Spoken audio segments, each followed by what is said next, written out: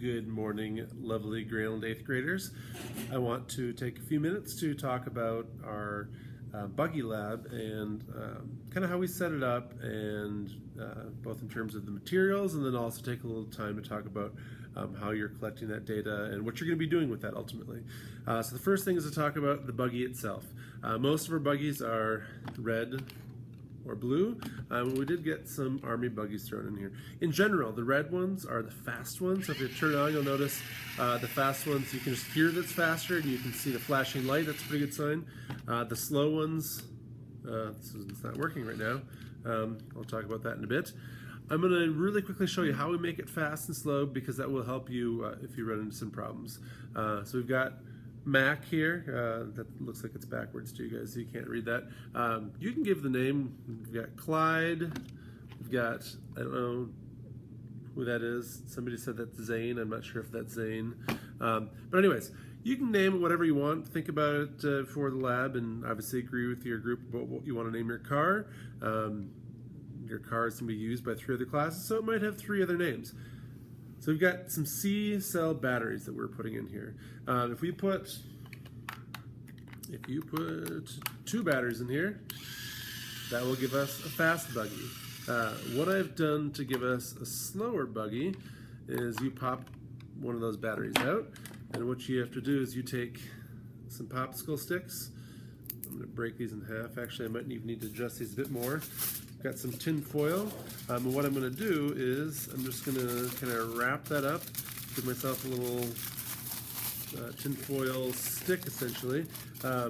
What I need to do is I need to fit this into the cavity where the D cell battery is right now. So what I was just doing there is a little bit too long, so I'm going to keep on adjusting that smaller. Let's see, I'm going to do this kind of on the fly here. I'm going to break that. Okay. The idea here is if you have the same car but half of the battery power in there, you should get a slower vehicle. So let's see how this works out. This is me doing a really fast one. We just got a bundle of tin foil with a core of popsicle stick in there. Let's go ahead and really kind of shove it in there.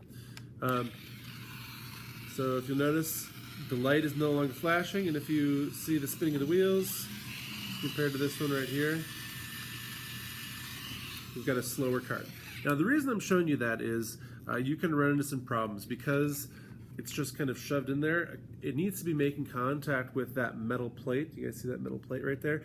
If it doesn't make contact with metal plate, sometimes just by virtue of people kind of bouncing things around in here, if it doesn't, you'll turn it on. I just turn it on, and nothing will happen. So your first line of defense, if your cart stops working, don't run to me and say, Mr. Barkley, our cart doesn't work. Just try and give it a good shake and a jiggle, and look at that, it's working again. So once again, I'm showing you how that works to kind of help you troubleshoot that. That's because once you put this top on here and the screw in here, it's not the fastest thing to install, and these screws strip really, really easily. So there's our slow car, there's our fast car. Make sure you use the exact same one every time. What kind of variable would that be? Okay, so next up, what you are going to be doing, you will be putting out some tape on the ground in the hallway.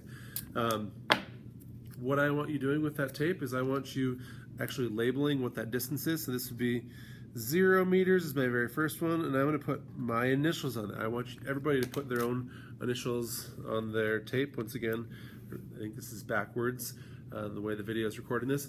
But I want you to put that down there so you know which one to use, and also so when we clean this up, if there's some tape left on the ground, I know who to harass and make sure to clean that up. We're going to keep this down throughout the course of the lab, so it's really important that you get good measurements, because that's or that you put these down exactly at 0 meters, 2 meters, 4 meters, 6, 8, and 10, because you're going to use that to collect data and to figure out the velocity of your car, and ultimately to make predictions about that car. Okay. In the next part of the video, I'm going to be showing you on my computer kind of how you are going to be collecting data.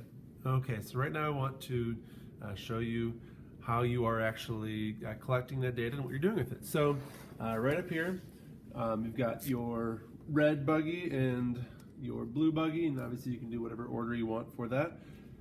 You are going to see at 0 meters how much time has passed, or at 2 meters how much time has passed. You can probably all fill in right now that at 0 meters, 0 time has passed. As we go on though, let's say that it took at 2 meters that 5 seconds had passed. So what you're ultimately going to do is you are going to graph this. So over here we've got 2 meters and we've got 5 seconds, so that would go right there. And let's say that after at 4 meters, 11 seconds has passed. So now do 4 and about 11. So we kind of eyeball that. And let's say you end up with something that looks kind of like this. You'll notice that I asked for a best fit line right there. What a best fit line is you take a ruler. You take a ruler, you try to get as many points above the line as you can get below it, and it should look just kind of like an average line. So you'll notice I've got 1, 2, 1, 2, 3. So I'm going to, and I should have my point on 0 there as well. So I should have 3 points above, 3 points below, or as many on the line as I can get. Right about there. That's probably our best fit line. So you're going to draw that on that. This is incredibly important to make sure that this line is as accurate as possible. You are going to calculate what the slope of this line is.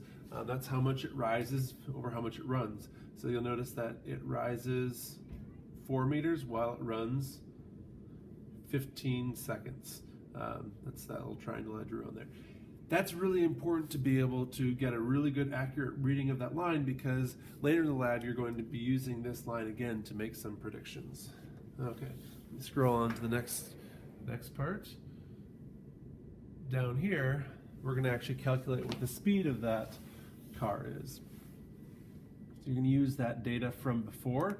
So this you can just basically all import from the previous page, and then you need to calculate what the speed is, what the speed is, what the speed is, what the speed is, what the speed is. Distance over time. So if we had at 2 meters it took us 5 seconds, speed is equal to 2 meters. 2 meters divided by 5 seconds.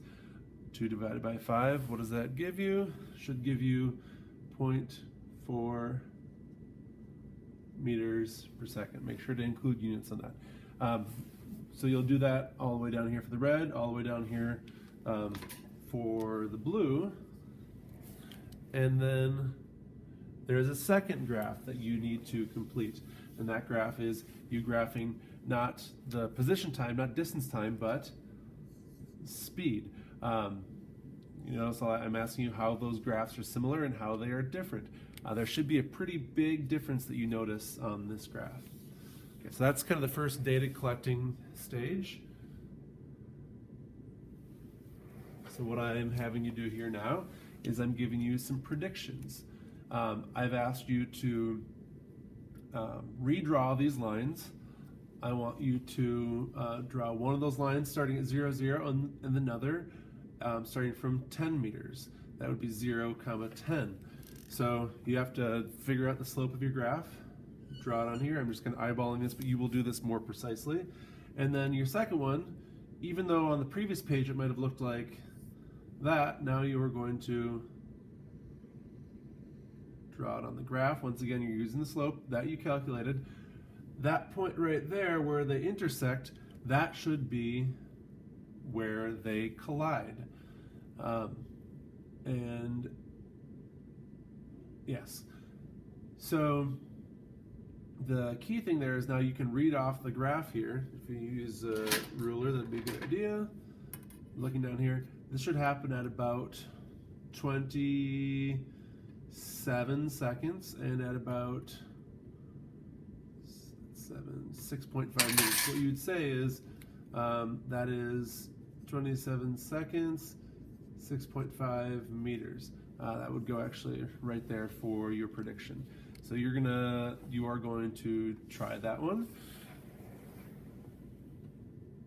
And then step 10 here, similar idea, except for this one you're going to start your faster car or your slower car at 3 meters, which is right here. That's what I've said.